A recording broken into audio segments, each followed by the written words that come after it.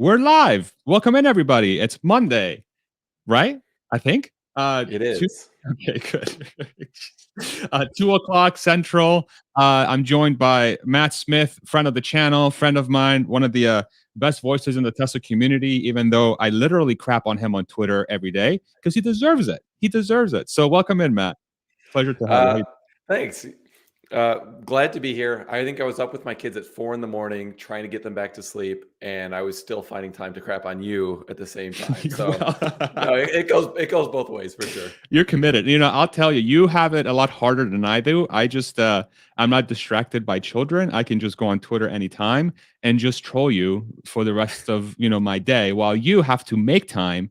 So I'm actually honored that you would prioritize me over your kids. So thank you so much for doing that, Matt. Yeah, it means You a got to lot. question my life choices when I'm taking time away from my kids to just shit on you. Yeah, I love it. Thank you. It's true love. It's true love. Welcome in, everybody. Make sure you can hear us and see us okay. For those on Twitter Spaces, we're also on YouTube live as well. And then this is also live stream on Twitter as well. We're just flooding the internet with content right now. And because I don't know what I'm doing. So we got Twitter Spaces going. There should also be a live feed on my Twitter page. That should be live. We're also on YouTube, and you can find those just going through my profile. We'll have a Q&A section at the end of this discussion on YouTube. It's really hard to get Twitter and YouTube to play together right now and have a good experience for all platforms. So if you do have any questions, I do encourage you to go to YouTube, drop a few comments in there, which we'll cover at the end, and then listen on Spaces as well. So just giving you a heads up in case you do want that option. Cool. So Matt, Investor Day has come and gone. We'll definitely hit that a lot on this call because I definitely want to pick your brain on a few things. We've had a few days to digest it. We're also going to talk about the price decreases that have been announced today for Model S and X in the US. And there's also news around Hardware 4 that I want to kind of kick us off with because it seems like a lot of that's starting to come to the top of, I call it the news or the sphere. And I'll have a producer wife, my lovely wife, Cindy, if you want to start pulling up some of those tweets I put in the private chat for us to view. Hardware 4, I don't know how much you've seen those news around that coming out. We're just showing a tweet on the screen here. Looks like a bunch of Hardware 4 car Model X's just hit inventory according to EVCPO, which is an aggregator of all used and new Teslas across the entire sort of world, I guess, and it's subgrouped by location. And if you scroll down a little bit on that picture, yeah, so it looks like we have markings for Hardware 4 for the Model S and X in inventory, which is pretty cool. And then if you bring up the other tweets as well, producer wife from Sawyer, and actually not a Tesla app. Make sure you go follow him as well. Follow them. Tesla Model X vehicles are now being delivered with Hardware 4. So this is from this morning at 10 a.m. Central. We're highlighting a picture of the new camera module on the front that has different looking cameras than what we're usually used to from FSD. And after calibration, it seems like there's still no visualizations. We're still actively working on confirming a lot of these things coming through, but we have a lot of different data points that point to this being the case. So, Matt, any reactions, any thoughts around this rollout? What's your head going? Yeah, I'm so confused by it. I mean, it seemed like it was one of the topics that would have been up for conversation at Investor Day, and it just wasn't. So I was surprised by that at the time, and then now to kind of get this super low key rollout of Hardware 4, which I think that tweet said that autopilot doesn't even work with it. So I'm assuming that that's something that will come really quickly. Maybe you just need I don't know, a decent sized fleet to get some of the data and back check it. But to me it just seems weird that the communication has been so indirect about this. I mean, with the original AI day, they were talking about introducing Hardware 4, I think in like 2 years, or at least the new FSD chip. I think we're closer to 3 years at this point, maybe even closer to 4. So just, it seems so strange that they had like this big to do about all the different, technology. And then when Hardware 4 comes around, there's, really not a whole lot, especially given there's been so much speculation, by Chuck Cook and others of like, will the hardware like locations change? Do we need to move from the B pillar cameras up to like the headlights to get more data? I'm very surprised that Tesla didn't take the opportunity to kind of discuss that in more detail at Investor Day. Okay. Do you think they're trying to protect cannibalization as much as humanly possible, or trying to sort of not have to drastically reduce prices by getting in front of it? Like, do you think they're just starting to practice some of those methods? How do you think about that? I think so. I mean, that was, I think, a real takeaway from Investor Day overall. They didn't unveil the next gen vehicle, the Gen 3 platform. They just said it's going to be awesome and we'll save a bunch of money. But Yeah. I think several people, I think, rightly commented that if they said here's our new $25,000 car and it's going to launch next year, like that'll very obviously cannibalize some sales in the meantime. So I think Tesla's being pretty intentional about not wanting to Osborne their current product lineup. Yeah, But I tend to agree with you there. Sorry, go ahead. Didn't mean to interrupt you. no, I was just going to say, I think with Autopilot though, or with Hardware 4, it seemed like that would be less of an issue, unless it's just like drastically better and they've got some crazy FSD update up their sleeves with Hardware 4, and they're just waiting until they sell all their Hardware 3 vehicles and then they'll like activate it. That seems very unlikely to me, but that's the only way I could see it really being a very intentional strategy. Okay. And then maybe we'll have another producer wife. You can sort of look into this. I was trying to see if there were different cameras involved in this upgrade, positioning of the cameras, and I wasn't able to find anything alluding to that. It looks like the new computer is essentially confirmed. You just have those front facing cameras. I'm wondering if maybe there is pictures or something you can find where the positioning of the cameras might be different. I know there was like a picture of a headlight back in the day that was not deemed to be accurate, or something that had a camera on the headlight. So maybe, I don't know if that's still the case or not, or anybody in the comments or on the Twitter space that you're listening in, if you want to reply to this space with any additional information, that would be good. But it's interesting tracking this story, because the a lot of the conversations around Hardware 4 have been tied, from my experience, to, okay, so which one's robotaxi? Hardware 3, Hardware 4, or both, right? And that's becoming Yeah. a big debate. And we didn't get any sort of guidance or resolution for that on Investor Day. It's really wasn't really hit. I mean, I think Ashok came out and spoke FSD for a little while, but it was mostly from my what I thought was rehashed sort of information that we already knew about. So we're getting very little guidance into it, which part of me says, and I'd love to hear your opinion on this. This is just speculation, and this might be this is a hypothesis that I have based on previous sort of things that I've seen with Tesla. When they start getting mum and kind of quiet about something, it's because they're there, because they're actually making something happen. What do you think about that theory? Am I being too stupid? Yeah. Okay. Yeah, true to form. You're being too stupid, Parsa. Yes. No. So I definitely don't think they're there. Oh, that's interesting. Okay. When did that drop? When is that video from that we're showing here on screen? Let's see. 3 days ago. Okay. This is from the Futurist. Okay. But it looks like it's the same positioning. Yeah, it does look like the same Okay. positioning. Okay. Yeah, there was a decent amount of speculation from some of the Green the Only's tweets too, that based on the labels of the ports at the piece of hardware that he got, that the cameras were going to be moving forward. Seems like that's not the case from everything I've seen on these cars right now, though. I think if the actual physical location had changed, that would be a much bigger deal. So I think that's I'm a little surprised, to be honest with you. I did think they'd move the location of the cameras. So the fact that they didn't, I think, is a good sign that they're at least confident that they've got the right approach. Yeah. But to your question on, they've clearly gone mum on this. So do I think they're there? I don't. Elon was saying a month ago that they were going to ship version 11.3, like a week later or something like that. And he was saying the same thing in February of last year. So we're so far behind on version 11, which is it's like a big update. So I don't I'm not holding it against them that it's taking a long time to get this right, because once they get version 11 right, then it's just going to be iterating on that same kind of software stack, and I think the updates are going to come pretty fast and furious after that. But do I think that they know that version 11 is like robotaxi ready, and it's just a matter of months or maybe a year to get to robotaxi? I think I think that's too optimistic. And even Zach's language at Investor Day was a bit softened from what we've heard before.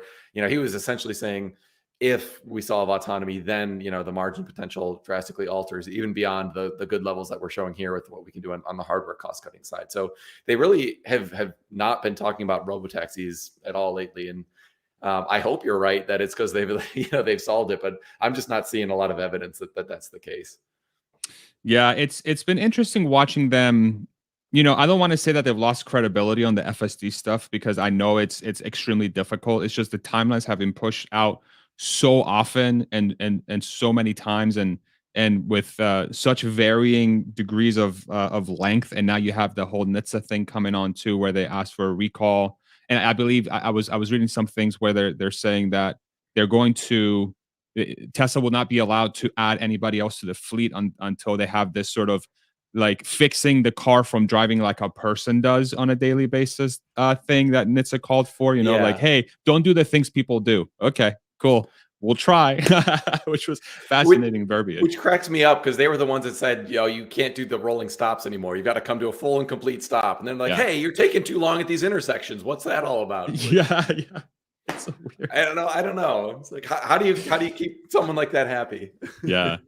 I think the nice thing about it though is that they didn't outright call it, say, hey, pull the software. They just said, hey, by April, get it figured out and then release an update. And until then, you can't widen the fleet. Sorry, my dogs are going barking in the background. Apologies, y'all.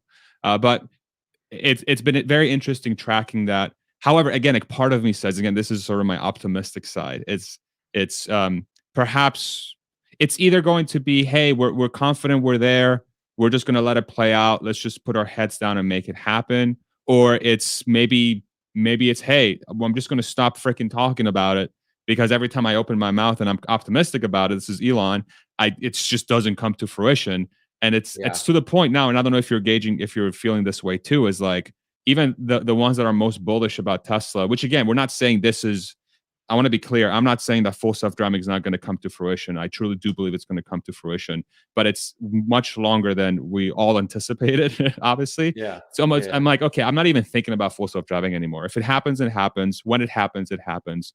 I've moved on. Is that the sense you have? Yeah. I mean, what's the upside of Elon saying, oh my gosh, like version 11 is mind blowing and we're so close to robotaxis? Like, we've heard that before. And like, the people who are true believers are going to be like, yeah, like absolutely, I believe it. And then like the Tesla Qs are going to be like, oh, there's Elon pumping the stock again. Mm-hmm. And at the end of the day, like nothing really matters. You're not going to change anybody's mind until like people experience the software and be like, oh, like this one actually is really, really good. And it's drastically improving my driving experience. And I see the path where this can get better over the next couple months, years, to get to the point where I could take my eyes and hands off the road and still feel safe and comfortable. So like we're just a long way from that right now. And so I think there's really no point in Elon, pumping it up anymore, saying like how great it is, because he's made that pitch and it hasn't gone, I think, the way that he was hoping in terms of the development timeline. So I think it's just keep the mouth shut, the head down, and just deliver the product now. Yeah. Yeah. And you know what's going to happen, right? Come June, July, when they actually do have version 11 and all of us have it, we're all going to be driving it and we're going to be like, oh my God, it's almost there. And then the excitement's going to come back. Yeah. Yeah. It's just, I mean, it was like, it's very easy at this point in early 2023 when, we were thinking about this in 2017, 2018, be like, yeah, we'll probably have robotaxis by 2023, to say like, oh my gosh, like they've missed so many targets and like, this is so bad. And like, it's very easy to point out all the things that they've got wrong.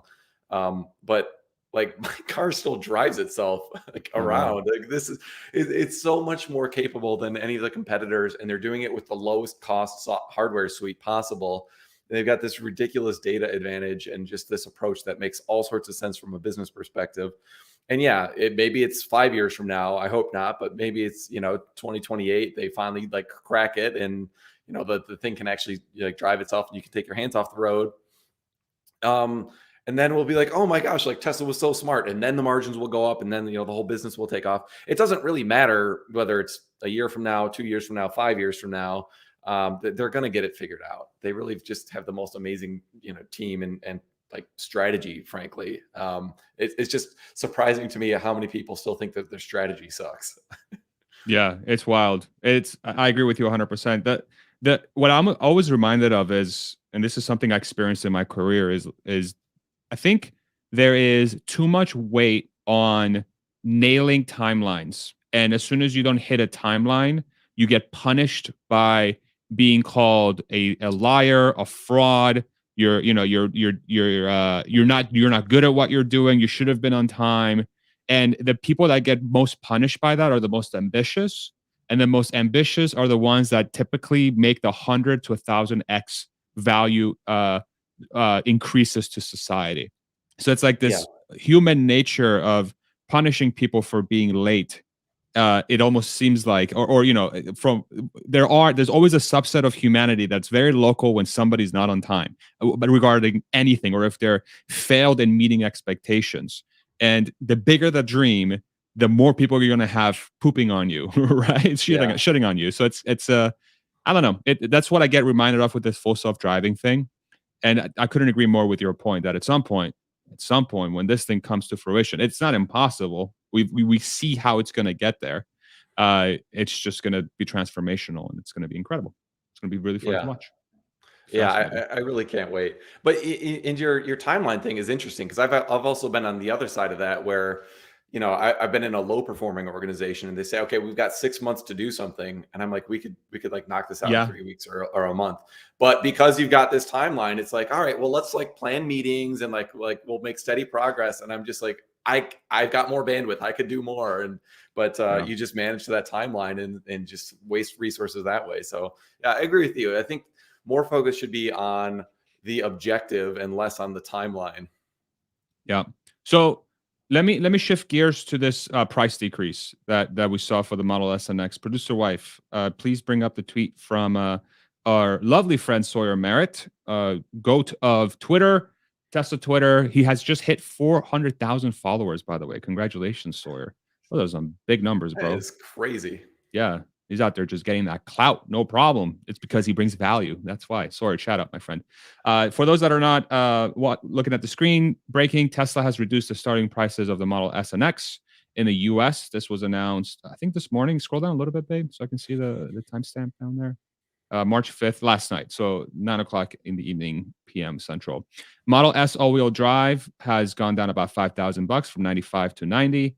Model S Plaid from 115 to 110. Model X all-wheel drive from 110 to 100. And Model X Plaid from 120 to 110.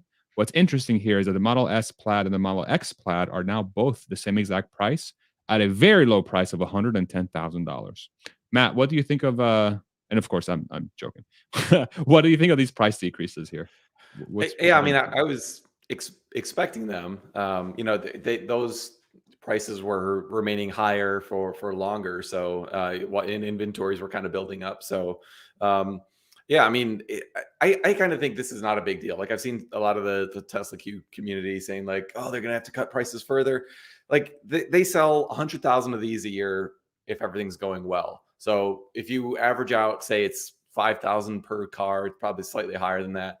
But you're talking about, $600,000 or $600 million impact, assuming the cost of goods sold is unchanged. So like, yeah, that's not nothing, but Model Y price changes and Model 3 price changes are going to have a lot bigger impact on Tesla's financials than whatever happens with S and X. So, I mean, it was like Elon even commented a couple of years ago that like they probably don't even need to make the Model X anymore because it's just not, that important of a vehicle for the overall mission. But they still keep it, and I think they're sweet cars, and but it's just at the kind of quantities that we're talking about, it doesn't move the needle too much. It's my kind of view. I don't know. What's your thoughts? Yeah, so I'm actually going to have, so producer wife just brought up a chart here on YouTube. So what's that point? Starting around the middle of February, like Valentine's Day, Tesla has the Model S and X inventories have been coming down quite a bit since that point. And they just announced, so for example, S and X inventories in the US were around 1,200 units total. And then, yeah, that peak, can you hover over that peak over there, the biggest peak up there, like the point all the way up there? Yeah, so 1,200 on literally Valentine's Day. And then so people since Valentine's Day have been buying Model S and X a lot. So you've seen sort of inventory has roughly, call it, I don't know, halved ish up to today. And then they announced the price decrease on top of that by about $5,000, so 5 to 10%, depending on the car ish. So Mhm. they did a price decrease while inventory is reducing. So for me, it doesn't seem like it's a demand stoking mechanism. To me, it seems like it's either inventory clearance. They're trying to remove inventories to make room for these hardware 4 cars, or they've That could be, increased yeah. production, so to marry up the new production rate to the call it the lower price. And then the demand question I want to talk to you about too, because it's like I feel like the framing is a little bit off from call it the bear side. What do you think of this hypothesis? Do you think that makes sense? Yeah, I think inventory clearing, especially if we've got, that to me that kind of supports the bull case of hardware 4, right? That like Tesla's trying to be really mum about the capabilities of hardware 4 until they clear all this old inventory out. But then what do you think they would like increase their price again? If demand is actually sufficient to maintain the prior levels of sales. Do you think they would increase prices again after they clear out all that old inventory? I think so, right? I mean, if their production rate doesn't marry up with that with whatever that hardware 4 suite brings to the table, and they're not able to increase that, why wouldn't they increase their price if they can't? Like it's just going to be a backlog Yeah. filling mechanism again. So how do you think that's correct? How do you think about that? Yeah, I mean, the inventory data is not as good as the data that Tesla has on the order rates. So as an investor, I wish that I had access to like Tesla's actual order book, and you say, okay, like what's the daily order rate, weekly order rate for Model S and X and 3 and Y? Because then it'd be very clear to see like how they're like allocating demand, and we wouldn't be so worried about you know how many CPUC or not, no, that's my energy background, the California Public Utilities Commission, the CPCA, like weekly registration numbers are coming in. Like we're kind of trying to guess at a lot of these Hey, you're going to stuff. say CCP. The CCP, the CCP, yeah. Uh, Sorry, go ahead. um, we're trying to kind of guess at a lot of the demand trends with backward looking data based on like relative rises and like falling of inventory levels as well, like export ships and that sort of thing. But Tesla's got the much better data. So yeah, I suspect my view is it's more likely than not that their current order rate for S and X is not high enough to kind of sustain the demand. So maybe they are trying to clear out the hardware 3 stuff a little bit, but I also think that they've tried to price it so that they can kind of match supply and demand with the current order rate and their current rate of Mhm. production. Gotcha. Okay, that's fair. And we have a comment here from Nat Malk as a question, sort of talking about this whole thing. What do you make of the 650 and 100 listings of S and X, respectively, that just popped into new inventory a few hours ago, liquidating hardware 3 cars? Yeah, I mean those new cars could be the hardware 4. We're going to have to track this over time for the next few days to really get a good idea. I think. What do you think, Matt? Do you think that's fair based on what we just said? Yeah, so yeah, I wasn't aware of that, but putting a couple of these different tidbits together, it does seem like there's at least some sort of concerted effort to clear out some hardware 3 vehicles. So yeah, it's kind of an interesting breaking story as of today, but it definitely seems to be a couple different pieces of corroborating evidence there. Yeah. And as everybody in the comments section, if you all see any new information, definitely drive it our way so we can take a look at it. Um, the demand question is an interesting one that keeps coming up for some reason. It's ever since Tesla sort of has begun lowering their prices.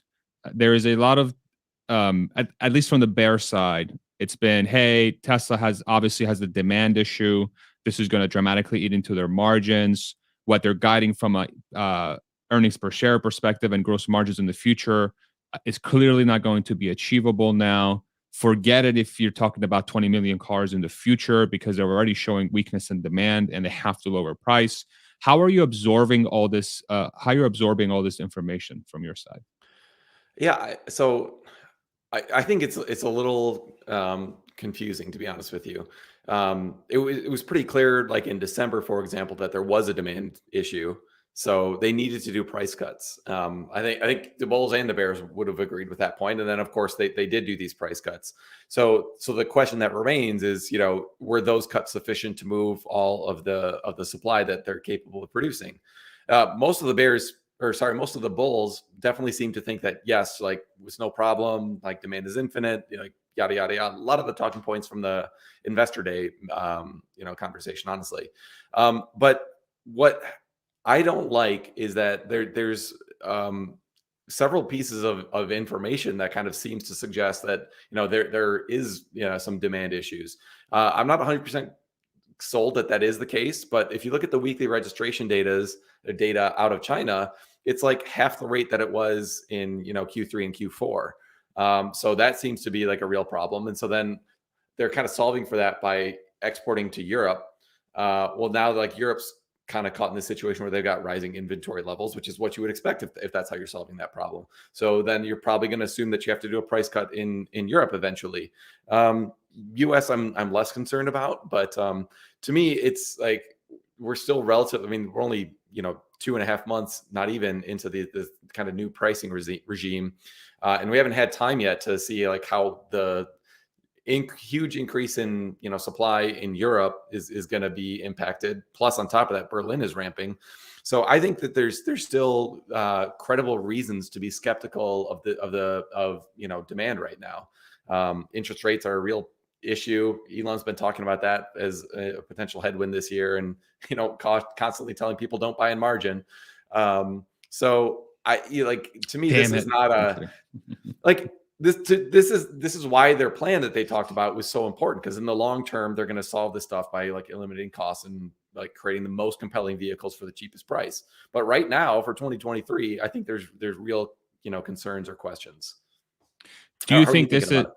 Yeah, it's very interesting because during the investor day, when Tom Zhu was did I pronounce that right? Oh my god, I think I nailed it. But when he brought up the whole when he brought up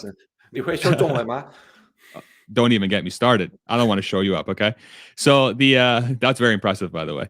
The comment he made when he was asked about Chinese demand, what I heard, I think what he said was their demand outstrips supply in China. Like he said, demand is great ever since we made the price decreases. So is there a lag? Like, are we missing sales? Like, what's going on? Yeah, that was the most confusing comment out of the whole thing to me. Like, I've got to believe he's got better data than I do. So, what I would think is happening is that like they're just trying to like their order rate is essentially high enough to support all of the production out of Shanghai, but like it seems very unlikely to me that he meant that like Chinese demand order rate is higher than total Shanghai production rate. Like that's not going to be the case because so much of it is being exported. So, is it the case that we're going to see a huge influx in deliveries in March in China? That I guess that could be the case. We'll wait and see on that data. But what I suspect is probably true is they're kind of saying, okay, some allocation, maybe 2/3 or 3/4 of production from Shanghai is allocated to Europe. And so then like the remainder, we have an order rate within China to support the remainder of that production capacity. That's kind of what I think he meant, but I sure wish he would have elaborated on that a little bit more. Are the cars that are being shipped from Shanghai to Europe that are being exported, are those higher margin than the ones that would have been sold in China? Yes. Yep. How much? A lot. So we don't know. It's always a bit of a guessing game, but there was a comment, I think it was a little over a year ago, from Martin Viecha to, I want to say it was JP Morgan. But he said that their single highest product was Model Ys made in Shanghai and exported to Europe, which is kind of surprising when you think about it. You would have assumed it's like the Model X Plaid or something like that. Maybe back then that wasn't offered, but like they're drastically better. I was trying to hone in on this myself, but like the vehicles in China are so much cheaper than in Europe. So if you assume that they cost about the same to make, I mean, the European ones probably have slightly higher trim. You got some higher shipping costs, obviously. But they're just selling for so much more than they are in the Chinese market that I think that the margins there are like phenomenal. How I think much more? when I was estimating this, and my numbers are wrong because I was just trying to like back into it, but trying to put all the pieces together, I was coming up with like gross margins for the ones going to Europe in like the high 30% range, and the like Chinese domestic ones in the teens range or something like that. Troy Teslake has a good spreadsheet where he goes into this too, so you could kind of check his figures and see what he's coming up with. But that was his numbers are wrong too. It's just in which way and which models. Got it. So then it sounds like I'm with you. So like conceptually, like in my gut, the way I think about demand for Tesla is if there was a demand issue, like if there really was a demand issue, the way I conceptualize the demand issue is if you lower prices and your net sales do not go up, they stay flat or go down. If that happens, then you have a demand issue. If your prices go down, but then your TAM goes up and you're able to increase prices, even if the margins might be lower, if you are flooding the market and taking market share away from everybody else, to me that's not a demand issue. To me that's adjusting your pricing to better fit your customer base. Now, like the technical definition of demand, probably it's strictly based on supply and demand, right? Where they say if you have to lower prices to get more people, you have a demand issue. You can't get everybody you can at that price, sure.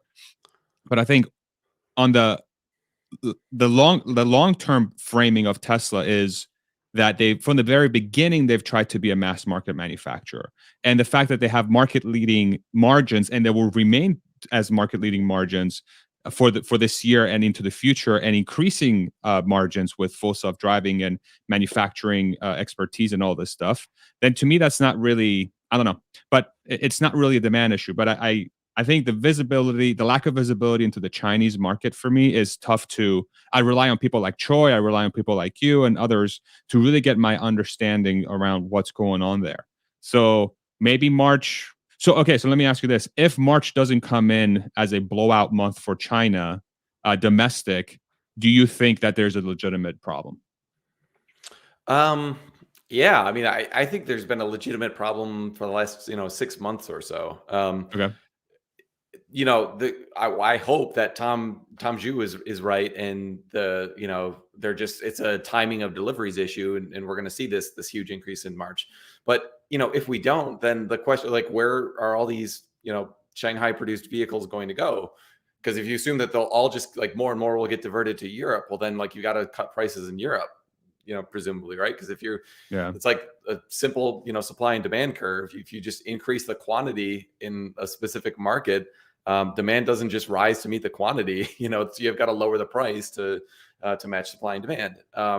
So yeah, I mean, it is a legitimate question in my mind. I'm certainly hopeful that the March data will look stronger, but looking at what I've seen from not only just like the weekly data, but like the Chinese macro situation seems to be looking worse and worse the more time goes by. So and on top of that, it's just like freaking the most competitive electric vehicle market out there. The offerings are so much like more competitive than what we like. If you want to buy an EV in the US, it's like pretty much like your only choice, unless you're just like some weird hipster who wants a Rivian to go camping. Like, hey, they're great cars. Sue Monroe has a Rivian. How dare you? I know. I got to drive her Rivian. She's phenomenal. But like you're paying a premium for a product, relative to the performance of a Tesla. So like, yeah, if you are like that niche that wants that product, of course. But in China, there's so many like more mainstream options and cheaper options.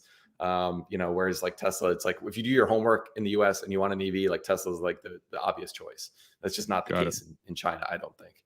Okay. And I just want to make sure I want to make this point clear.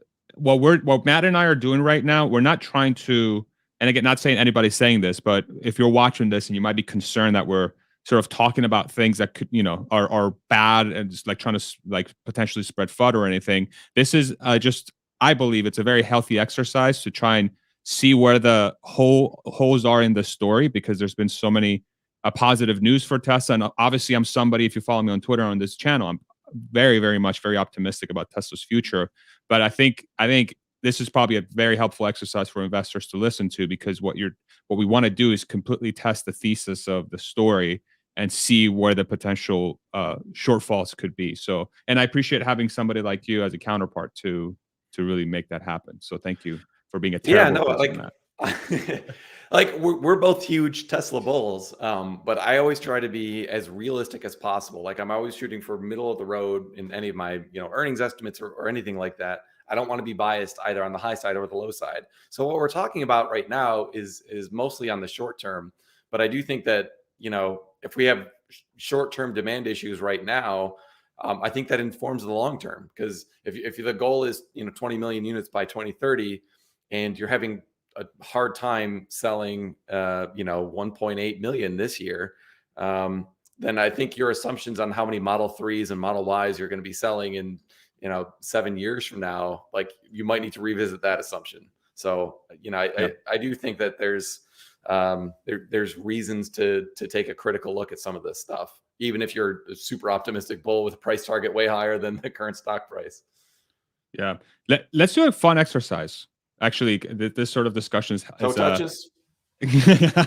No? Jumping jacks. Hey, so let me make sure I get this. Faisal's Adventures on YouTube. So I made a post every so often. I ping for feedback. So I'm like, what can I do better? What can I do better? And this comment on this post was actually fascinating. Like what we're talking about is great. And you're somebody that I can do this with, I think. So the feedback was, ask some of the harder questions that Tesla bulls avoid. And there is 6 questions. Would you like to go through them? Does that sound like a fun let's do thing? it. Yeah, I like it. So, and thank you, Faisal, for this because this is actually very interesting. And then in the comments, let us know also what you think. Let's make this into a healthy discussion. First question: why is there no official or even optimistic target date on FSD anymore? I do think we kind of touched on this at the beginning, 20 minutes ago or so. They've tried, and it has not. Like they've lost a lot of credibility with that metric, I think, and I think it's kind of as simple as that. They've got to put up or shut up now. Yeah. How many cars does Tesla need to produce if robotaxis become cheaper than vehicle ownership? That's a phenomenal question. How do you think about that? Oh, I actually did this math at one point. I'm not going to do the math right now because I'm too sleep deprived to do it accurately. But the whole idea is, if you take the global fleet, all right, I'll botch my way through it. How about that? Okay, perfect. Take the global fleet of, I don't know the exact number, but let's just say it's 1.5 billion units. And you assume that each car is, just to make the math easier, let's say 3 times more efficient or more utilized. So then that means you only need a total fleet of self-driving cars that's 500 million units rather than 1.5. And so then you just say, okay, how long will those last? And so if they're being driven more, so they'll turn over maybe every 5 years instead of every 10 years. So then your 500 million units divided by 5 years average life, that means that you'd be selling 100 million units globally a year. So then maybe Tesla has 20% market share. That gets you to 20 million units. So that's like maybe a way to back test it. And I think I did that math right, which is a miracle. Wow. finally did something right. No. So the way I think about it conceptually, I think there's going to be, so this is a question of when will this happen? And then what is going to be the cost of per mile of that unit?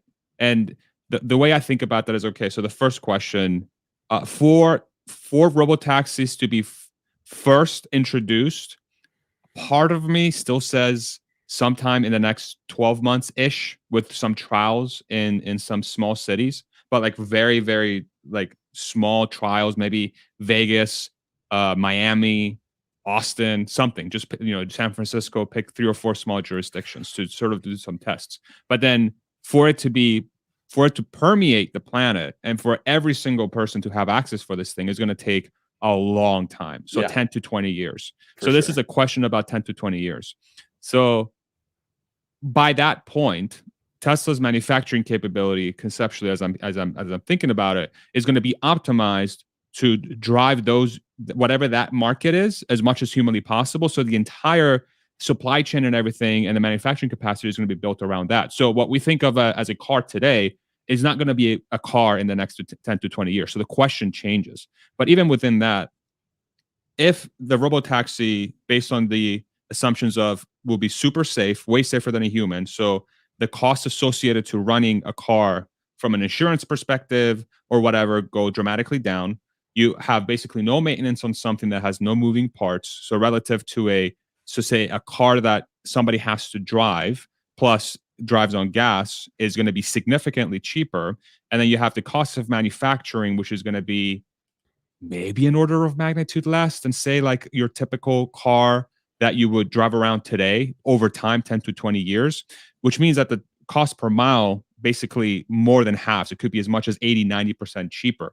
So the amount of people that have access to it becomes dramatically larger. And then you also have a mechanism of the rest of the world is going to be able to afford these things over time as more and more countries become developed. They have infrastructure, and Tesla becomes more and more available across the planet. So that's how I think about it. And by the time we're there, if Tesla has the data advantage and Tesla has the hardware advantage, then Tesla is the player. And so it's just a question of what's the multiple in that business at that time. Yeah. No, yeah. So I think that's right. I mean, like just for like one flaw in my analysis that I did is it assumes that there's no change in like total miles driven by the global population, which if the cost is coming down by 80 to 90%, then like price elasticity would show you that there's going to be an increase in demand, right? So you'll need more vehicles and more miles traveled. And Dave Lee even talks about like a land-based cruise business, where you like just show up in a different national park, every day, like you wake up and you're somewhere else. Like to me, there's going to be all sorts of unique use cases that we can't even think of right now that will increase demand, for miles driven, which will, directly lead to more Teslas being sold. But I agree with you. Like Tesla's got the advantage. Nobody can compete with them on cost, on like data quality, and on just like first mover advantage. And all those things are going to persist in the next 5 or 10 years. So, I don't know, it wouldn't surprise me if they sell 30 million units a year for a while.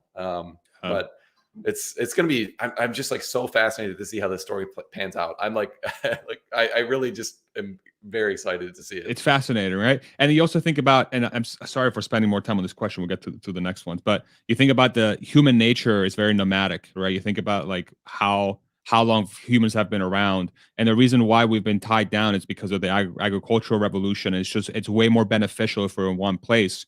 But if the cost of transportation plus all the things that would make us happy on a daily basis, security, food, water, family, all this stuff, if you can do this on the go, with like literally you have these things that just move around, if the cost of transportation is so negligible, then anything is possible. So I envision this world of, instead of people being a lot more static in their location, it's way more dynamic because it costs almost nothing to move around. And humans have always moved, like for the history of our species. So I don't know. And this is going to be dovetailing with a huge disruption in the energy industry as well, with like solar in particular, really driving down the cost of energy. And so like, we didn't even talk about how much cheaper energy is going to be 10 years from now versus, right now. And so like we're comparing cost per gasoline mile today with cost of solar generated mile 10 years from now. It's going to be so much cheaper.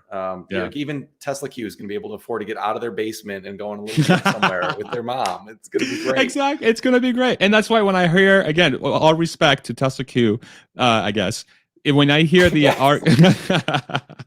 when they say things like, hey, like when they make the argument of legacy and competition, my framing is so different for this Tesla story. And of course, they're free to call it crazy and pie in the sky and insane, but it just seems that like that's the obvious outcome from this thing from where I stand. But that's my outcome. I could be completely loony crazy. So anyway, next one. Will people ever pay $15,000 for FSD if hailing a robotaxi is cheaper? The robotaxi operator will. That's my view. It doesn't matter how you slice this. Like you can, if the vehicle really can go a million miles, like they're talking about it being capable of doing, then you amortize the 15 or even raise the price to $50,000 over a million miles. And it's a very small impact. So the whole key is you've got to be able to like slice this from the perspective of Tesla, from the perspective of the fleet operator, Tesla, and from the perspective of the end customer who's hailing the robotaxi. And as long as like you're doing the analysis in a way where each of those segments is making a reasonable like return, where like the fleet operators return on invested capital is not like negative or like 2%, and they can earn like a healthy living doing this, and they're all able to offer a product significantly cheaper than 55 cents a mile, which is the average for a gas engine car. Then like everybody's happy, and it kind of makes sense that market can grow. Yeah. In my head, I think the $15,000 FSD option, whatever that is in the future, once it's feature complete, it's going to be a very small percentage of the pie. It's going to be the monthly revenue that Tesla's going to be able to generate through the service. Be it, me, like when I get my Cybertruck, I don't really think I'm going to add FSD. I think I bought it with FSD, but if say that I have to pay extra, I'm like, I don't know. I might just do the monthly, just $100 a month, $200 a month, unless I want to rent it out for other people to use. Then I'll buy it at 15,000 if that's the pricing model, right? So it just turns. I think it just depends how Tesla's going to execute that. Yeah, Yeah. Mr. Green, the Dutch EV leasing company, has some really great data on this, and I've been talking to them about some of the trends that they're seeing, because they have to buy FSD right now, but they're trying to upcharge their lease customers for the functionality, and so they've done a lot of this really good like pricing of like what's the monthly price, and they've done one version. I think I might botch this because it's been a couple months since I've looked at it, but something like 49 euros a month right now. But they have the right to charge you more in the future if you like when Tesla introduces more features in Europe. And then I think the other option is like 150 euros a month, but that's just like a flat rate that you lock in for the term of the lease. And so they've done these two pricing options, and they've got, I believe it's like a 35% take rate across their fleet in Europe, where the functionality sucks. So like, to me, Wow, this is like the future. Tesla, I think, is very intentionally not pushing this. They're doing the Model Y soft sell on FSD right now because they want to just get it right. And then once they get it right, they can play all these games of like trying to, like offer the low rate, offer the like a higher locked in monthly lease, or sell it up front. But like they're not even going down this path yet. And that's why so many financial analysts are just dismissing FSD. But eventually they'll figure it out, and they'll play these pricing games. They'll give everyone like a 3-month trial, and the take rate is going to be at least 33%, I think, based on that data that Mr. Green has. wow, that's actually fascinating. And I think, wow, okay, wow. And people generally drive a lot more in the US, and the driving is quite boring compared to Europe. So you would think the take rate here would be higher, but it becomes a trust thing. Okay, I'm going to have to track that. Thank you so much for exposing that to us. I love those guys. had no idea. They're such a fascinating company. Mr. Green Just in Europe? Mr. Green. Yep. Okay. Any relationship to Mr. Green? The cleaner thing? The bald guy? Sir? Wait, No, what? Who am I thinking? Mr. Clean. I'm thinking of Mr. Clean. You know what I'm talking about? Yeah. All right, next question. When will we see more power dense form of 4680 cell? How do you think about that question? Yeah, so this is something that I don't spend a whole lot of brain power, looking at. I watch, Jordan Gieseke's videos, and it seems like the sort of thing that they're all like constantly working on. I was at like Monroe and Associates, and they took down that car, that Model Y that was built in Texas a couple months ago. And like from the version of the initial 4680 can that Jordan had, they had already significantly increased the energy density from the one that they tore down just a couple months later, out of the Texas plant. So, I think they're always working on it. I'm not a technical expert with that kind of stuff, but to me, it's just one of those. I'm expecting continued improvements over time, and that's really all the brain power I devote to it. Yeah, I think I'm like you. I just rely on Jordan to give us feedback there. So, Yeah, if you're watching this, Jordan, let us know when you expect to see a more power dense form of 4680 cells. Um, yeah. Next one, and then one more. How can Tesla avoid Osborning Model 3 and Y when Tesla Compact gets unveiled? And that's like the $1 million question. That's the $20 million question. How do you think about that? Oh, Matt is frozen in time. Did you hear me? Yeah, Okay, I there you go. heard you. You're back. The audio is still going. Yeah, I don't know. My camera's all fuzzy Like, oh my too. I god, I got dropped to it right before. stare at your face in one position. Jeez, it could be a worse day. Go ahead.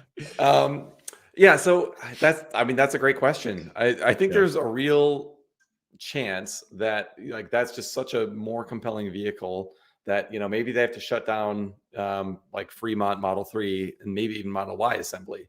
That wouldn't necessarily be the worst thing in the world in my mind. And all cars kind of go through life cycles. Like Tesla's not selling the original Roadster anymore. That's fine. Um, and I think eventually Model 3 probably will see a decrease in sales. And that's something that I think a lot of Tesla bulls don't model. But it might make sense that, they just, maybe they build the Roadsters in Fremont and like some other, smaller vehicle that needs a little bit more, I don't know, kind of handcrafting approach or something like that.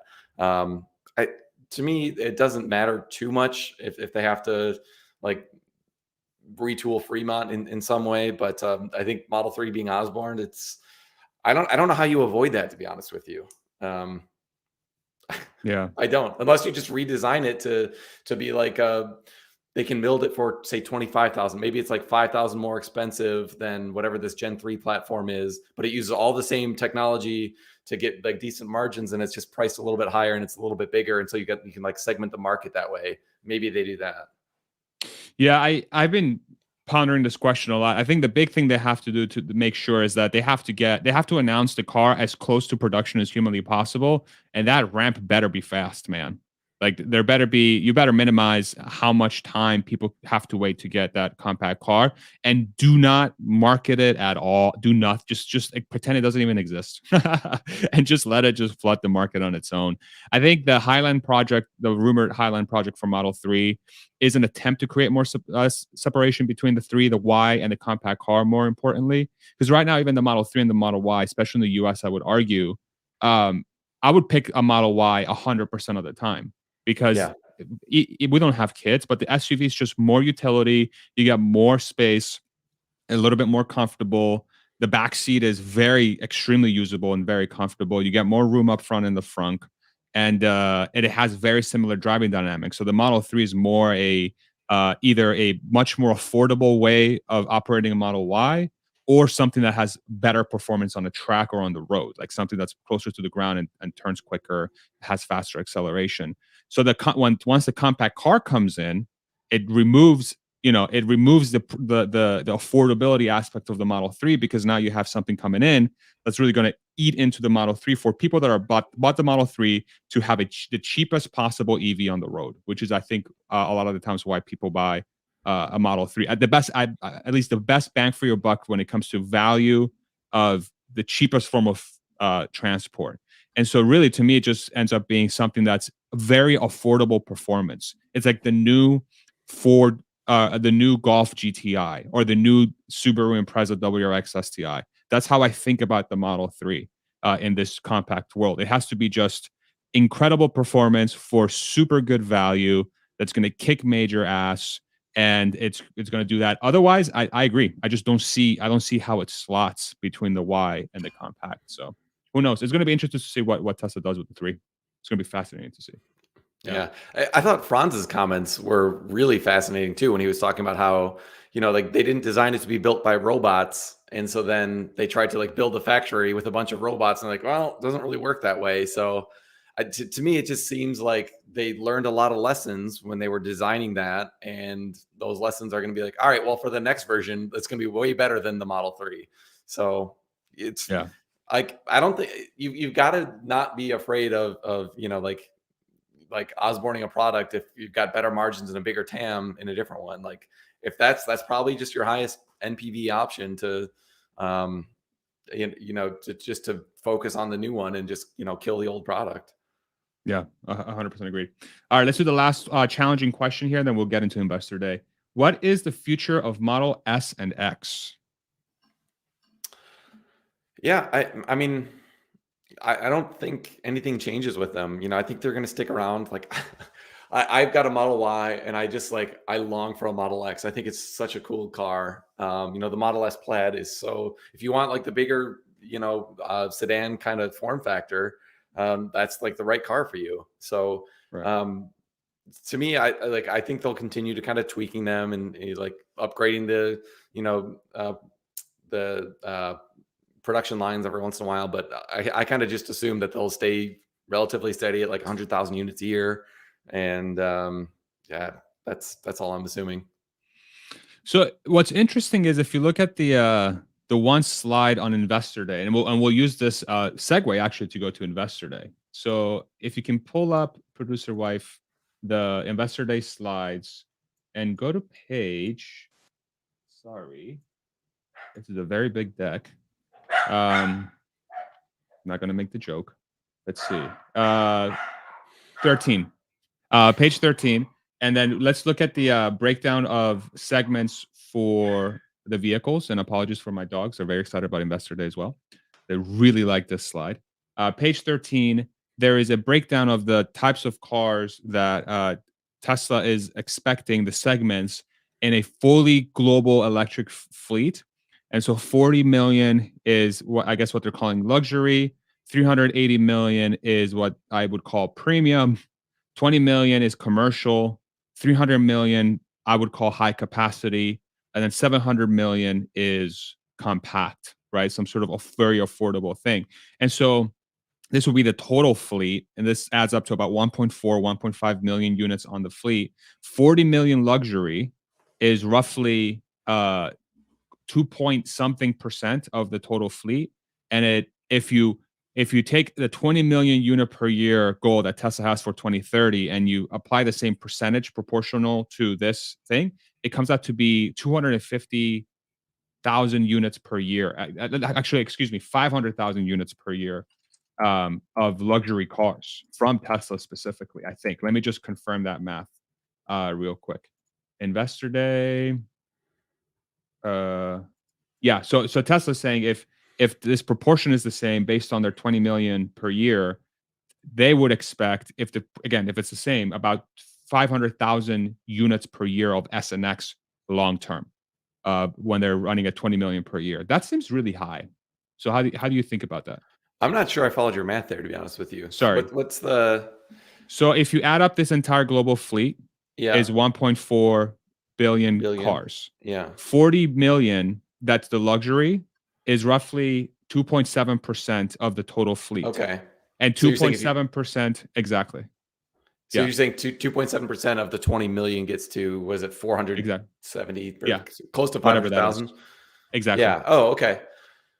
Yeah. I mean, Per year. I guess that makes sense. But like they'll have the Roadster too. Like that'll obviously be smaller version, but I don't know. The interesting thing Elon commented, like how many vehicles do you think you need to get to 10 million or to 20 million a year?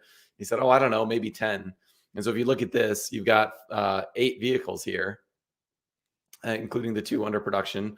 Roadster's not included. So with Roadster, that's 9.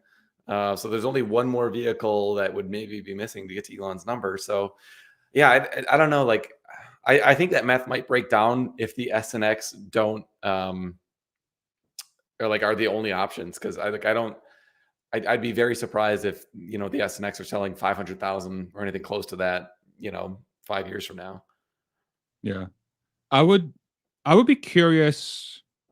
Yeah, I would be curious if the luxury market is completely redefined under this sort of assumption. Like SNX, like what does it mean when a car can drive you around? Like what's the point of a luxury car at that point? Like it's strange. It's a very strange thing to think through. Well, I Yeah. think like devil's advocate on that a little bit, the like having the ventilated seats and having like the screens built in the back like they are on the newer S and X, like that's like a nice luxury that I think even if you're just using like a Tesla network robo taxi, you'd probably pay a premium to get, that one, where like everyone can watch a different Netflix show and like be super antisocial in their own little bubble. Like you pay a little bit more for that. Okay. But yeah, but then what I'm thinking through is like with the smartphone, the smartphone was a very luxurious product back in the day, but now literally everybody has access to this incredibly luxurious thing. So is transportation going to be the same thing? Where it's just everybody just transports each other. Maybe the quality of the ride or the quality of the seat is going to be super important and what you Yeah. touch and see. But I'm wondering if it's 40 million cars. I don't know. It's fascinating. It's fascinating to think through. Okay, Investor Day. What were your takeaways? How are you thinking about Investor Day? What was your head at with that? Yeah, it was interesting. I mean, there was, just from a long-term perspective, I think you couldn't have asked for a better event. I mean, they laid out in tremendous detail, like their plans to just continue to ruthlessly cut costs out of the organization, focus on increasing scale. I mean, the thing that really stuck out to me was how many times they gave examples of ways that they can improve the product while cutting costs. Like that's not supposed to happen. And so the fact that they just have that so ingrained in their DNA is super exciting. So, just extrapolating out, 5-10 years from now, when like Giga Mexico will be fully up and running, I have a lot more detail on this Gen 3 platform. If they're selling this thing at 20 something $1,000, and then within the US, at least, there's going to be a tax credit on top of that. There's just huge potential for margins to be, nuts. So like, just like at a high level, long-term, super excited.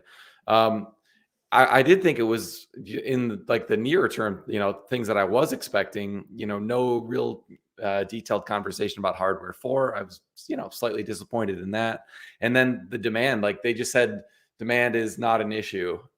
Infinite, Matt. Infinite demand. Yeah.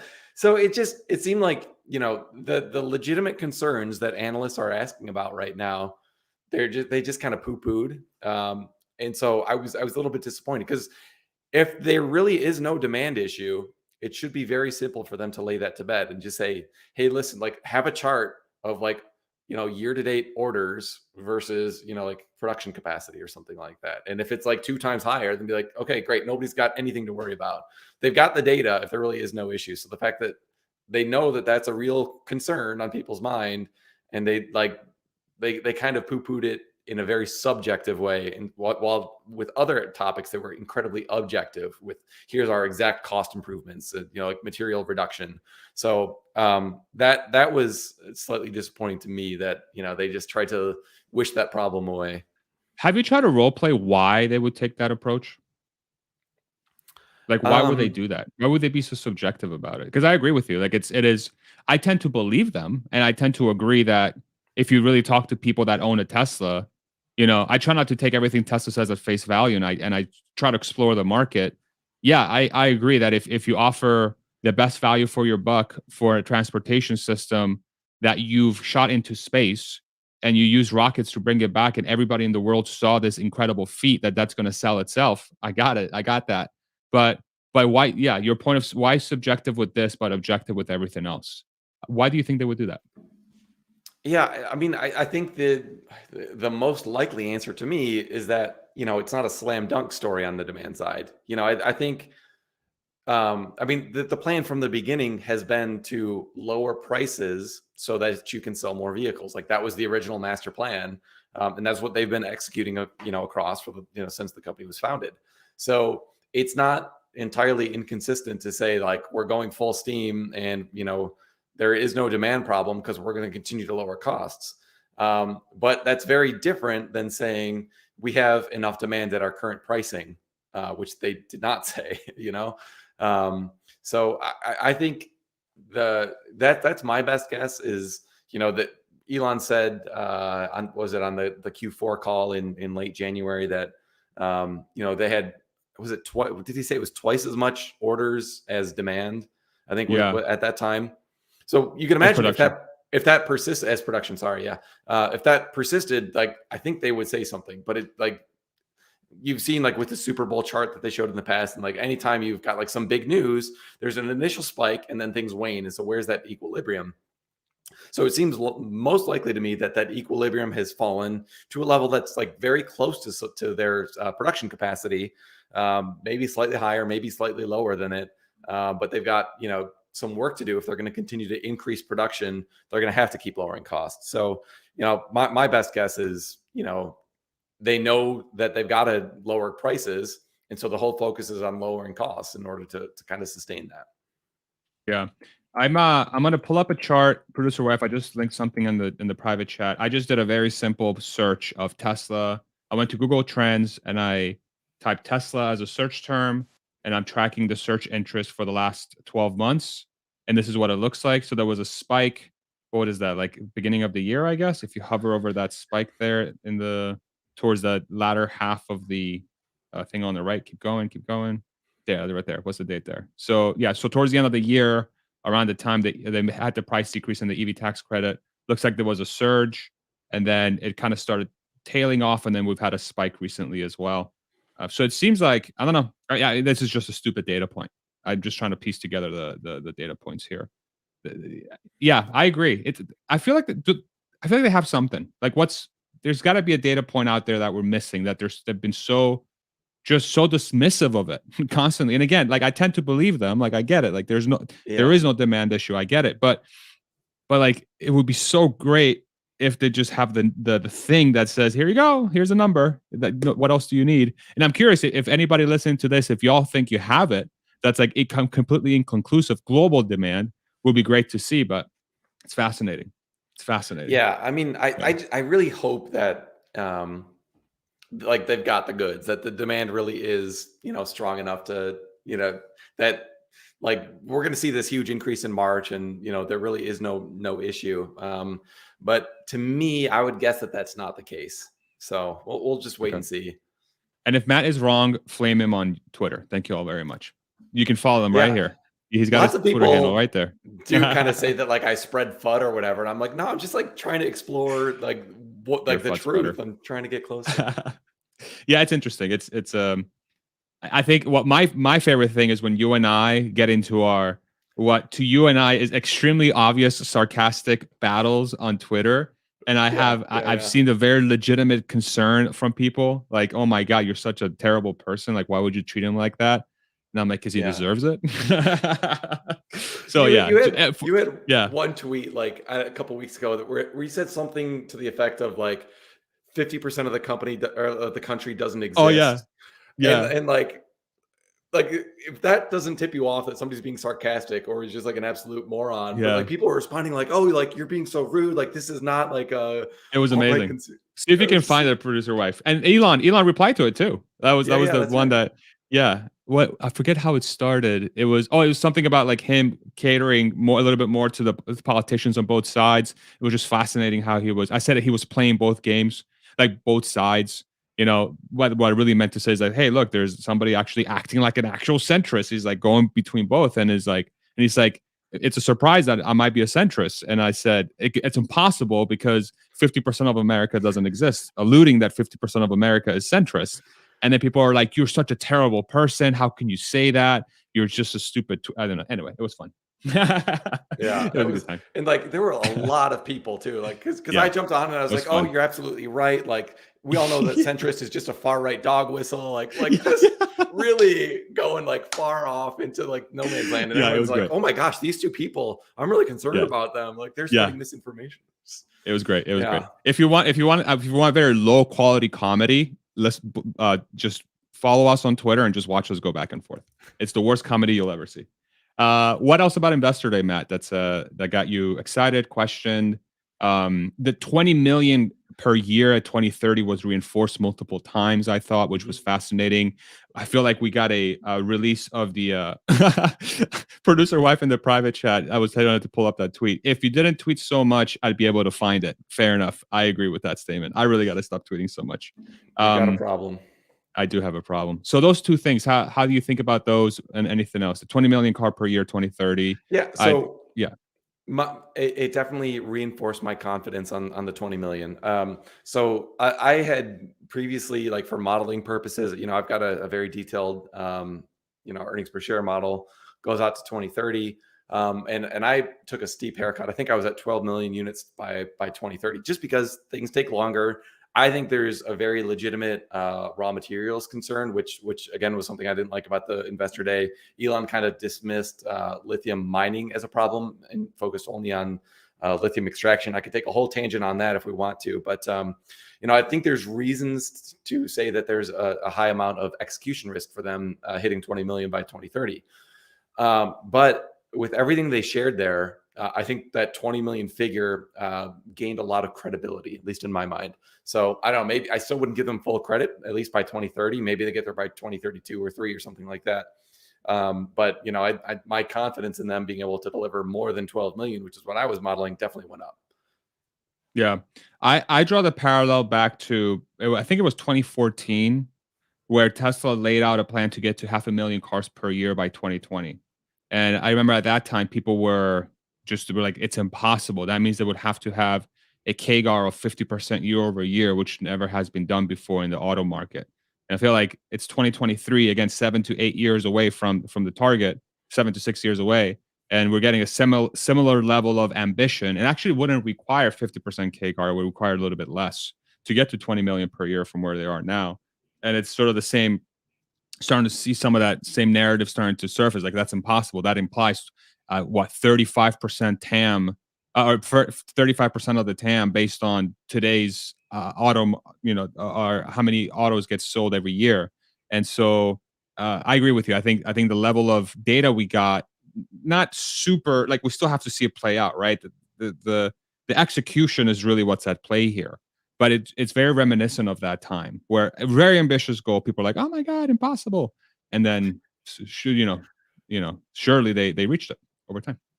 So Yeah. And like in my mind, like if you're a Tesla bull and investor, like you shouldn't really care that much whether they actually hit 20 million or like 16 million by on the 2030. date, yeah, I Like, agree.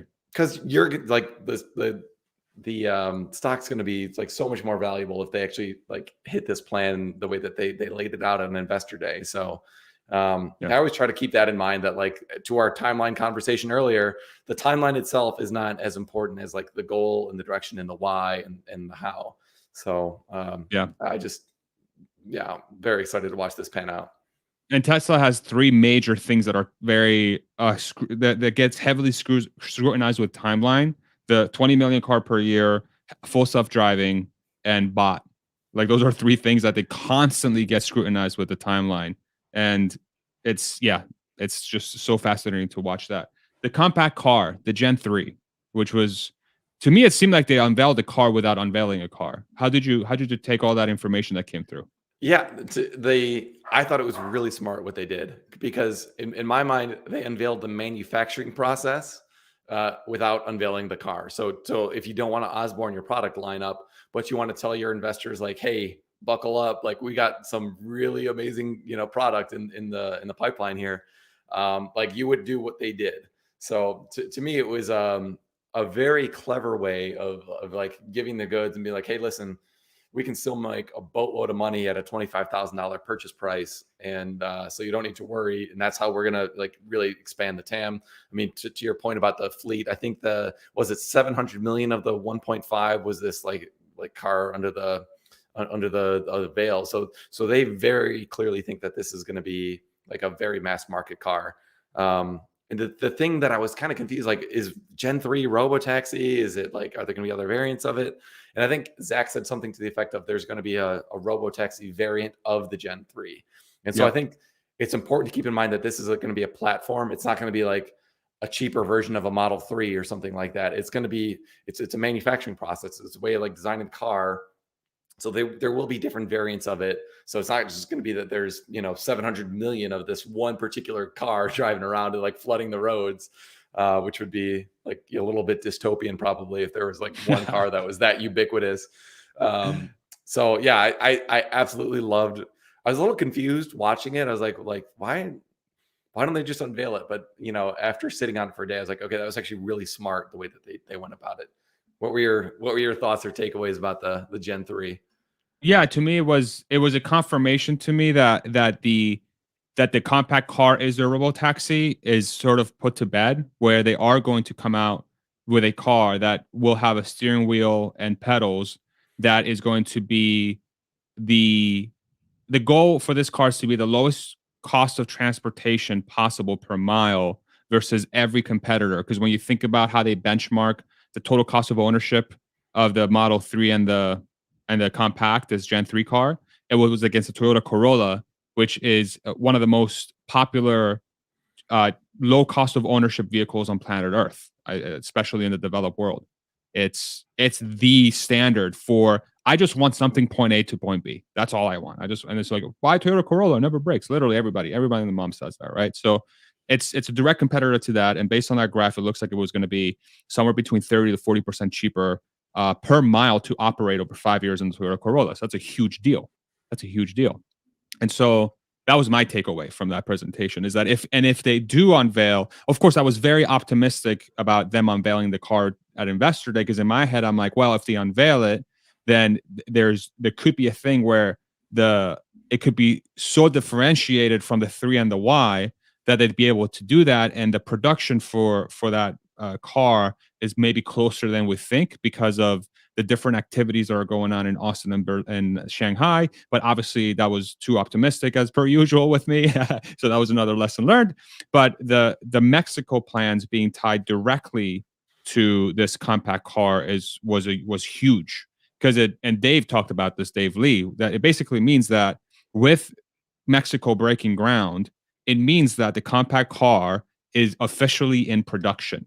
Where if you think about Cybertruck, when it entered production, was not once Austin was ramped, but once they put pencils down and they started putting machinery into the thing. With Mexico going live, you're having that as the starting point for compact car in Gen 3, which will be roughly based on the guidance we got from Tom and the Tesla team within 90 days of Investor Day, which is, call it by the end of Q2, call it.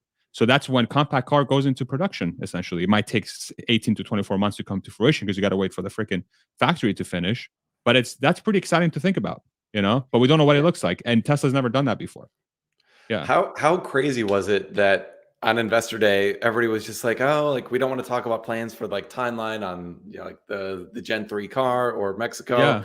And then the next day, Tom Ju's just out there like, yeah, we're gonna break down. It's gonna be out like we're gonna break the 9-month record for Shanghai. It was like, go get her. Wow. Yeah. I love it. It's fantastic. It was great. Yeah. It's fantastic. I think it really speaks to just how big of a badass he is. They have an incredible talent in Tom. And you guys talked to somebody who worked with him directly, who spoke very, very highly of him. It just reminded me of why Tesla was such an awesome place to work at, is because people like him were freaking everywhere. It's like, damn, hell yeah, let's go. Like I almost wanted to just fly down to Mexico.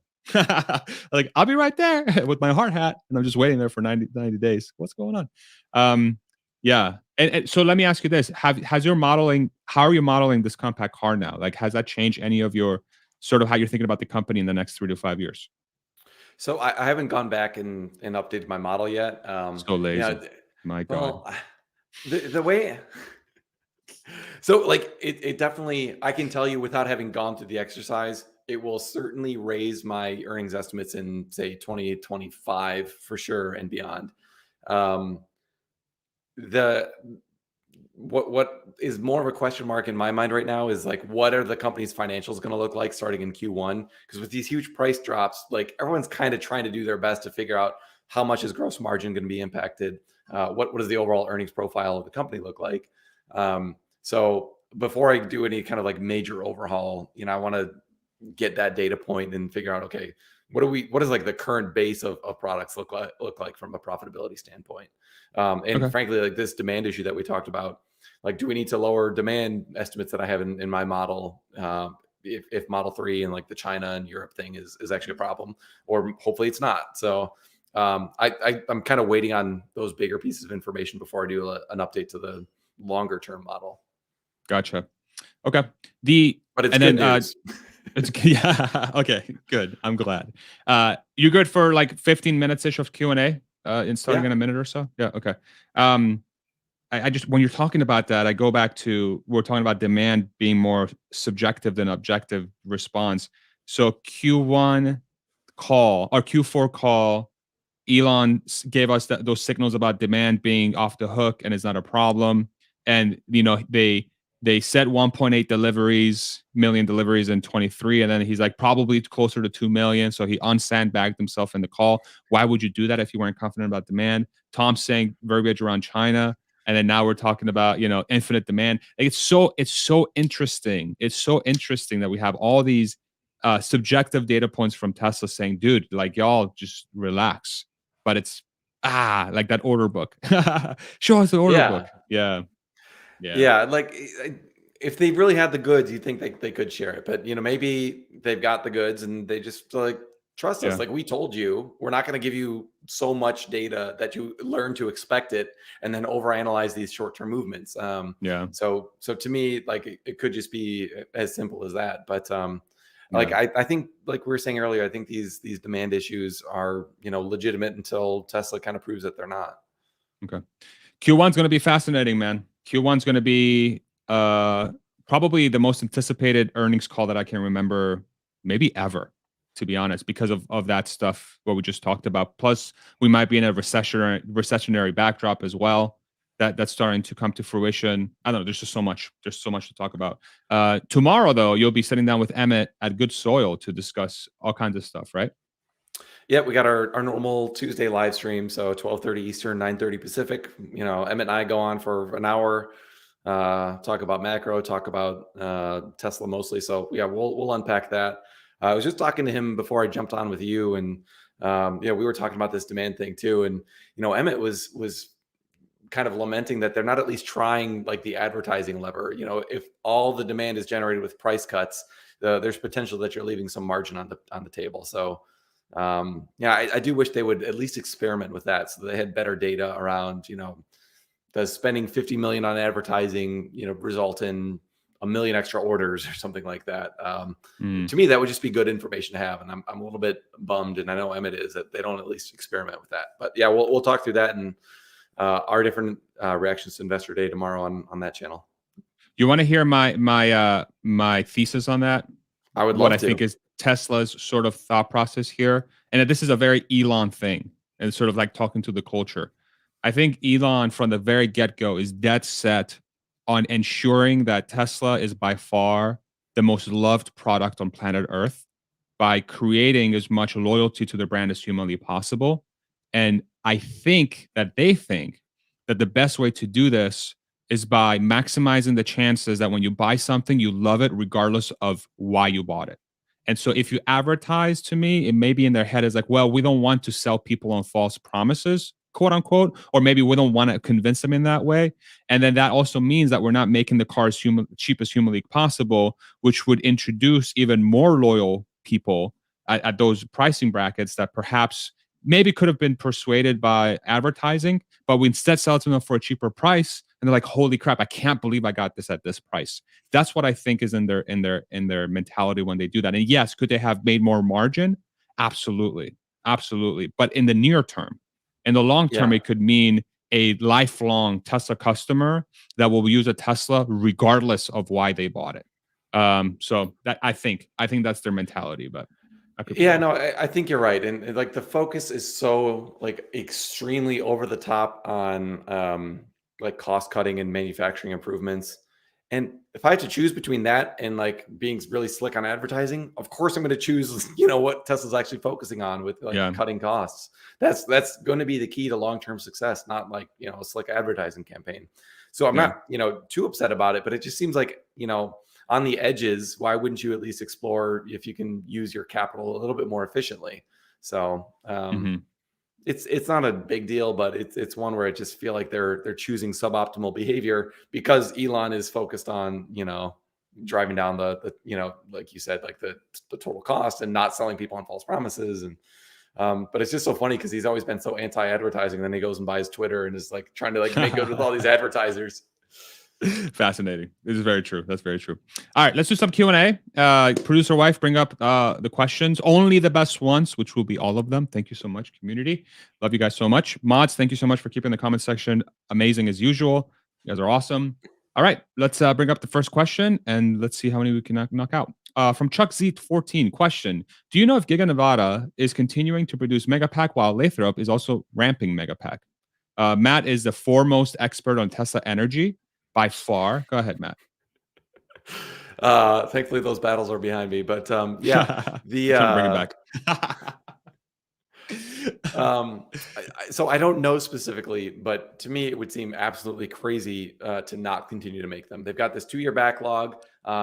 They actually raised the price on Megapack by, I think it was $100,000 over the weekend. So like there's clearly way more demand than they can fulfill, even with the huge capacity coming on at Lathrop. So yeah, I would be completely shocked if Giga Nevada didn't continue to produce Megapack. Okay, next one. And Stefan, I always get his name wrong. I'm so sorry. Question: did you see today Morgan Stanley's statement? Ferrari replaces Tesla as top pick in auto sector. Morgan Stanley says should make you laugh a little. Okay. I mean, so is it from the perspective of what, profitability or? Yeah, I don't know, but no, I didn't see it. If that's your question, did you see it? No, I didn't see it either. I mean, it's such a small volume player. Like, I think Ferrari is always going to have a spot. Like they've got a unique, kind of design and brand philosophy, and It's beautiful. like it's beautiful. Yeah, like but Tesla's not really trying to fight them. So yeah, to me, it's like what analysts say is not a good signal generally. I agree with that. I think generally speaking, what's helped me understand the Tesla story much more is viewing Tesla through the lens of a true mass market automaker that is trying its best to get to the masses, to like the population of the world. And I think that like this sort of connection doesn't make any sense. So yes, I am laughing a little bit actually, Stefan. So thank you very much for sending that comment. Let's do the next one. Philip, question: is the budget segment harder to penetrate with regard to home charging being a core prerequisite? Because today a lot of people have ICE cars without ability to charge at home. That's a really good question. How do you think about this one, Matt? Yeah, that is. I mean, this whole home charging thing, it's such a paradigm shift for people. I mean, I'm relatively tech savvy. Not you'd never guess it because I struggle with live streams. You're very generous with yourself. In my own eyes, I am on the bleeding edge. No, but like, it was the kind of thing where, it was like, okay, how do I do this? Like, what rate do I have to do? Like, I had to go and like work with my utility and get an inspection. And like, that's like, it cost thousands of dollars. Maybe it was like 2,000. I don't remember the exact amount of like the whole, like buying it and installing it and getting the inspection. And it's just kind of like a pain. So if you're, on the low end, I think this very reasonably could become a problem. So, but I think there's ways around that. Like, I think Tesla can be, like roll a $2,000, home setup credit into your purchase price or something like that. So, but it's a great question. One I haven't really thought hard of before, but I think not only the behavior changing is a paradigm shift, but especially at this low budget point, like doing the home install is like a real issue, I think. Yeah. I think there are still a lot of homes out there that don't have, like, a lot of garages without a Tesla, especially in the developed world. They're called the United States. So I think this solution needs to be worked on in parallel with the compact car being ramped. So I would not be surprised if we get some news right around the time that the compact cars like Gen 3 starts shipping to customers, where they're trying to solve this head on in some way, either partnering with apartments or parking companies. I don't know. We'll figure it out, but it's something that will be solved. It's just going to be something that they have to add to the list. The other thing I would say though is like, don't sleep on the potential for just like doing those like straight 110 plug-in. For Very true. 4 years, I had a Chevy Volt, and I just like literally plugged it in with a regular outlet, and it took probably 8 hours to charge, but I had that 8 hours from when I rolled in. Actually, it was more than that, because I would roll in at, I don't know, 6 o'clock at night, and then it would still be charging, or maybe it had just finished at like 7 o'clock the next morning when I left for work. But I could get enough charge just by the normal outlet to handle everything that I needed. So you don't need the level 2 charger, I don't think. And that's something that I think, your anxiety level might be a little bit higher. Like in certain situations, you might really want to have that fast charge, but you can 100%, survive by doing some combination of, home charger and a 110 outlet and supercharging when you need it. That's a really good point. If the 110 can get the compact car to say, I don't know, somewhere between 80 to 100 miles of charge overnight, I don't even know if that's possible. But if it can do that, I think the equation changes dramatically, because that would be nuts. That would be completely nuts. And if you need to top off, you go to a supercharger for like 10 minutes and you're done. You go there like once a month or something, or once every couple of weeks. Okay. Fascinating to think through. Next question. Steven, can't even speak. Thank you so much for supporting the channel. Go ahead, make your joke. Go ahead. I know you want to say something. You couldn't handle the Stefan, the France, and now you've got Steven, and you're like, oh, is it Steven? Come on, man.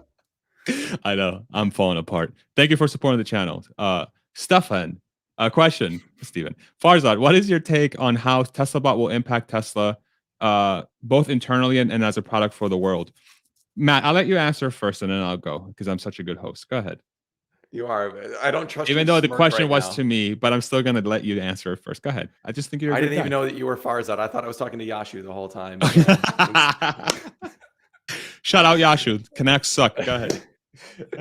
Yeah. So like this to me is such an absolute game changer. Like, the basic math that I've been doing is like, if Tesla solves robo taxis, then the stock price is worth at least $1,000 per share. I think, not financial advice, but that's just like the rough math that I'm doing at, what the implications would be.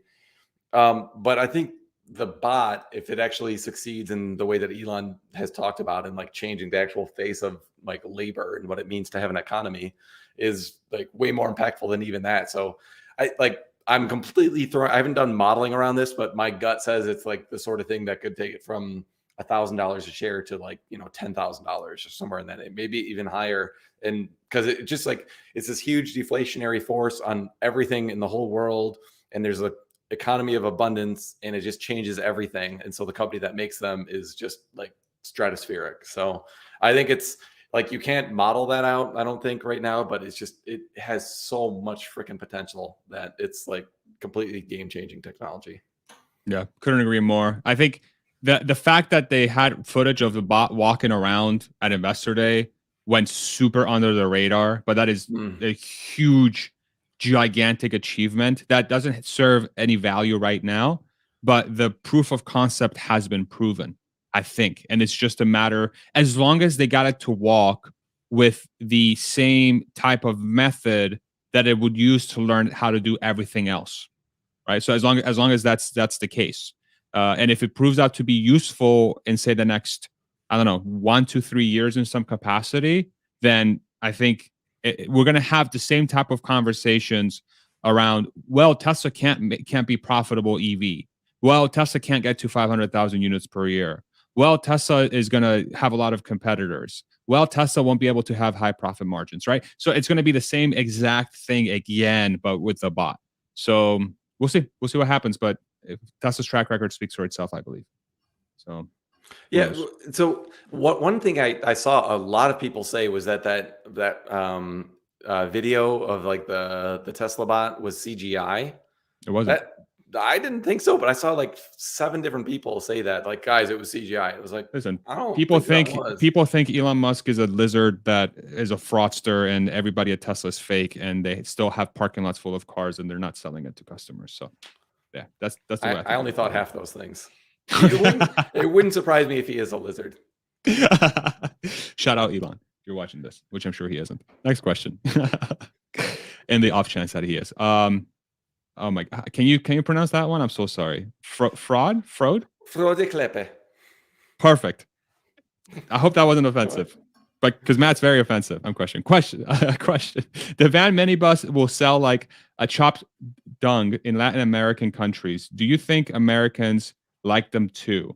I'm assuming that's a good thing. What the van Chopped minibus? dung? Just does chopped dung sell well? I don't even understand the I question. Does that mean Is it won't sell well? I guess it do, won't do you sell do well, you need the obviously. whole dung unchopped? Does that sell better? It's a strangely worded question. I don't know. I feel like a van minibus type deal, if it's useful, will sell extremely well in the United States because people love big cars. How do you think about this question? I think as long as it's Yeah. useful, right? Yeah, I mean, I think it'd be I think of this as like some variant of like a Ford Transit van or something like that, which has a lot of, like plumbers and electricians and, local business owners use for their work. I would certainly use one to um like schlep around my gigantic family and 6 kids. We don't fit in any Tesla right now, all 8 of us. So I think there's a small part of the market that would do that. And then yeah, like I know what is it in the Philippines? I think there's like all these little mini buses that are used for like transportation for like as like a taxi. So I think there are all types of different use cases that some sort of platform like that would do really well. And now is it going to be, you know, 10 million units a year? Probably not, but it's you do need to attack all these different market segments, and that's one that Tesla doesn't have a foot in yet. Yeah. Yeah, I don't know. I think for me is as long as it provides value and it's useful, it will sell really well. And I think the in a world of robotaxi where you could have a van that drives itself, it basically becomes a self-driving RV, like a mini RV that could be customized to an individual's needs. That seems like a gigantic potential, especially like a place like Latin America that has such gorgeous, beautiful places to visit, especially on driving around. I've never been, but I mean, I can't tell you how many countless documentaries I watched about the different countries in South America. Like you just drive around, you're like, everything's gorgeous. I feel like that's a completely non-existent market that will be completely opened up with a solution like this, in my opinion. So Yeah, I yeah, kind of think the Gen 3 is the bigger opportunity for those markets. Like the lower price vehicle, where like if you have the total cost of ownership that's significantly cheaper than a Toyota Corolla, that's where I think that's going to be more impactful in Latin America. But it helps to have all products in the segments for sure. fair enough. Okay, all right, let's do one more, and then we'll sign off. Richard, do you ever see ICE cars making a comeback? Mm, I don't see any why they would when the economics of a EV is going to be way better. I mean, you still have your like super niche, incredible works of art in your Ferraris and your Paganis and stuff, but I wouldn't call that a comeback. How do you think about that question? Yeah, I don't think so. I mean, I just look to my kids, and we had like uh, um, some car from the 80s probably drive down our street the other day, and my kids and I were taking a walk, and it was one of those ones where it just like reeked, like they all used to back in the 60s, 70s, 80s. My kids were like, "Oh my gosh, what is that?" Like, they just couldn't believe how awful this gas car smelled. And I was like, "That's the way they all used to be." And like that's what most cars still run on that, but they just have catalytic converters and other, technology to make it smell less. And they're like, oh, like, why would anyone drive one of those? So, I think looking at the future, at least through my kids' eyes, they're like, it just doesn't make sense. And like, even in the high end, like, like the Bugattis and that sort of thing, like when you've got the kind of horsepower capability that the most advanced motors right now, electric motors right now have, and the energy density and the batteries, and just look at like what's going to be possible with the Roadster 2.0, I think you're going to get to the point where you can't, squeeze more performance even out of like the best, like handcrafted design built by like geniuses, internal combustion engine vehicle, just because like the all the transmission and everything you need is like you're adding all this weight and all this, like cooling systems and everything that you need to eke a little bit more performance out of there. And I think eventually, as they keep honing the designs of the batteries and the motors and everything else, it's just going to become like you can't compete even at the high end. So no, I don't really think there's really any case that where it won't make sense to be electric. I mean, maybe the only one I can think maybe is like garbage trucks or something like that, where you need to like have like go for a very long shift, like 8 hours or something like that, while hauling an incredibly massive like weight. Like maybe, diesel sticks around for, use cases like that for a decent amount of time, or like cement mixers or something. But no, I don't think gas makes a comeback. Yeah, I agree. Okay, let's end it there. Oh, it's a good fertilizer, so sells well. Okay, well, there you go. Norwegian idiom. Got it. Perfect. Yeah, G.I. Joe. Matt, thank you, man. What? Where can people find you tomorrow? Tell us all about it. So the Good Soil Investment YouTube channel, you can just find us on there. We live stream on Twitter Spaces at the same time, so you can follow me at Matt, whatever the heck that Twitter handle is, or at Emmett Peppers. He's a lot easier to follow because he's got a regular sounding Twitter handle. So we'll be live 12:30 Eastern. Like I said, we do this every week.